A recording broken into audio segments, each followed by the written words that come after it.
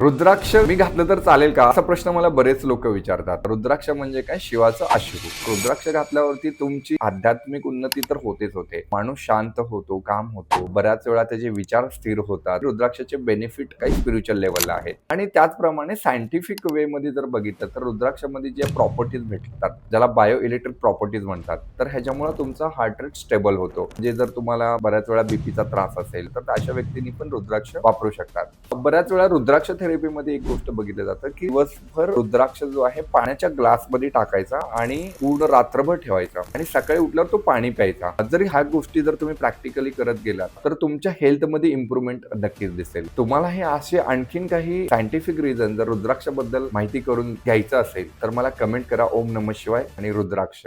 आणि तुमच्या जाणकारामध्ये कुठल्याही व्यक्ती जो रुद्राक्ष घालतोय त्याला ही माहिती माहित आहे का? जर माहित नसेल तर हा रील त्याच्याबरोबर शेअर करा. जय गुरुदेव.